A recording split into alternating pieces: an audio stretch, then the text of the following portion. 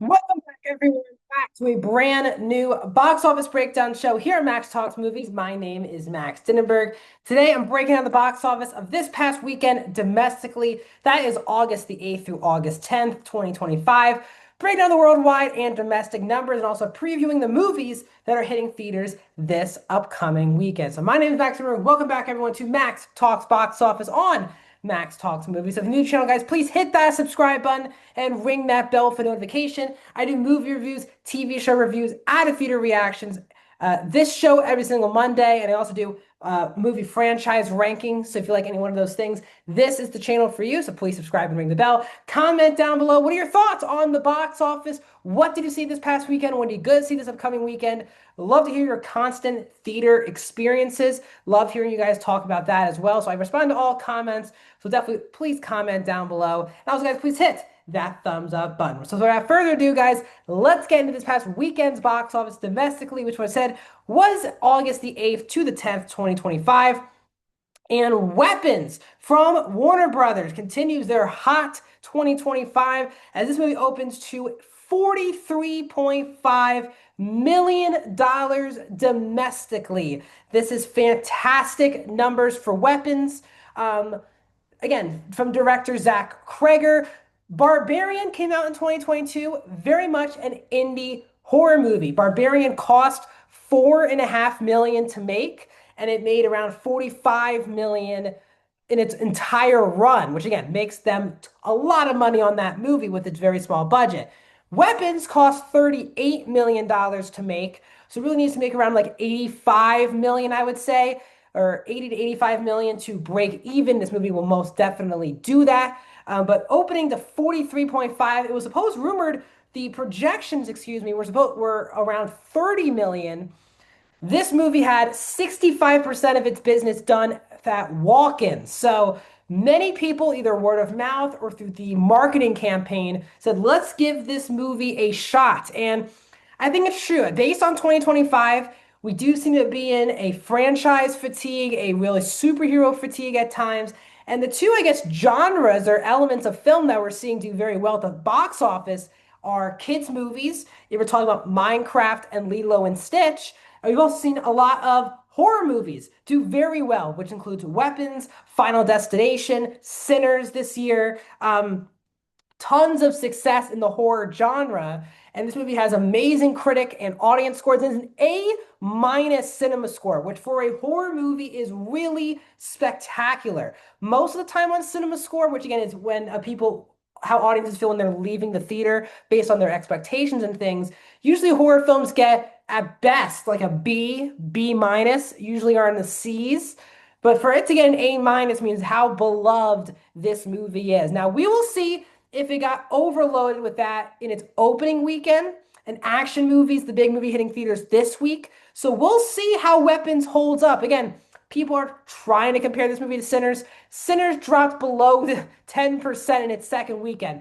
Yes, Sinners and Weapons had very similar opening weekends, but Sinners had an amazing run where its drops were so minimal. We will see if Weapons does that. But no matter what, this is a massive success. Zach Kreger is clearly a director to watch moving forward. Two monster horror hits with budgets that both combine below $50 million combined on the budgets of Barbarian and Weapons. And he will now be taking over the Resident Evil franchise, trying to reboot a franchise that really the live action movies over the last 20 years have really killed off people's love of the video games. But we will see how Zach Kreger does with that, or will he try to do more films in the Weapons franchise? It'll be interesting to see.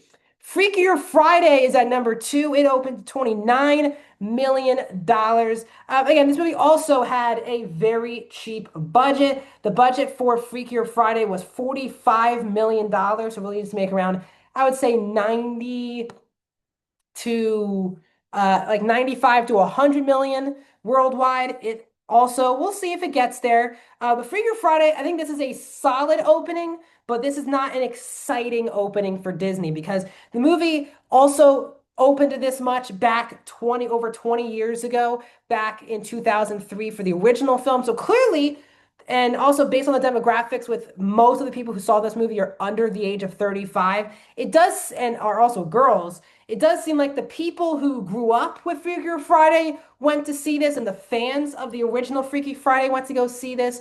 But it does not seem like this film brought in really any new fans to the franchise.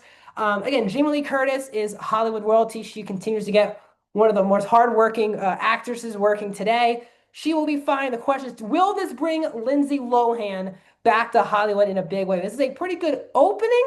I think other studios will give her a chance, but this is not an opening that is going to make it like Lindsay Lohan's back being a top star in Hollywood. We will see in time. Fantastic Four First Steps is in third place. It dropped a shockingly another 60%, 15.5 million to 30.4. Yes, Fantastic Four First Steps will be the most successful box office movie of the year from the MCU, but overall, none of these films are winners for the MCU, especially this one, which cost around $200 million. Now it's going to be battling just to make $500 million worldwide. Not what Marvel needed, as they had one movie last year, billion-dollar movie, three movies this year, and all of them are now below 500 million worldwide each. So not good news for Marvel. This is a really bad drop. Weapons being such a massive hit hurts Fantastic Four.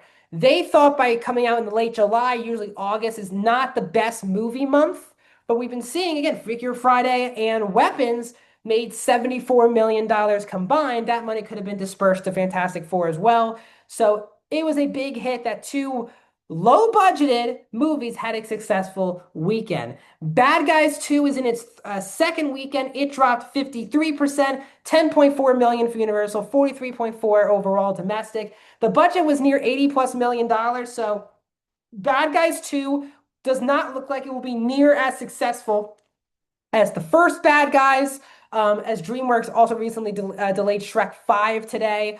So we'll see what DreamWorks does moving forward, but this is not one of their A+ franchises from a business perspective. And Paramount's The Naked Gun in its second weekend dropped also 50%, 8.3 million, 33 million domestically. Not great numbers. I think a lot of people like me who love the movie and love comedies would have loved to see this number be a lot higher. But again, people are now being trained. If it's a comedy movie, watch it at home, not go to the theater. Hopefully, I'm rooting for this part of Hollywood and movie going to change, but Naked Gun is at number 5. Looking at the overall numbers domestically this year, as you can see above my head on the top left, Minecraft is at number 1, Lilo and Stitch at 2, Superman at 3, Jurassic World 4, Rebirth is at 4. So yes, Superman did pass Jurassic World Rebirth domestically, but it's nearly $200 million behind it internationally, which makes Rebirth a much bigger hit for Universal than Superman is for Warner.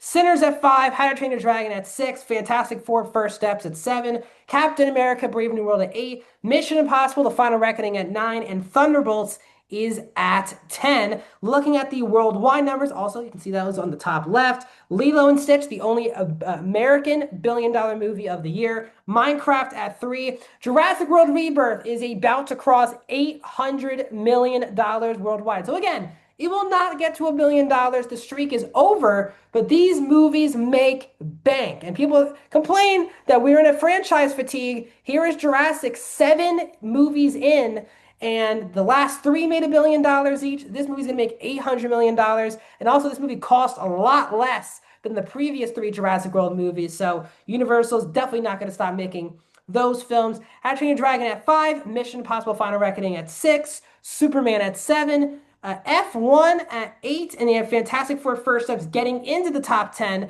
this past weekend. So coming out this week in theaters, the big release is Nobody 2, which is the action film starring Bob Odenkirk. The first Nobody film came out, man, feels like a long time ago. Let me just make sure I have the right date for that. Let me make sure. Nobody came out in 2021, really in the middle of the COVID pandemic. Was a sleeper hit, but really became a sleeper hit on PVOD. We'll see if those fans who watched the first film at home would go out to see Nobody 2 in theaters. And in a limited release, Sydney Sweeney stars with Paul Walter Hauser in Americana.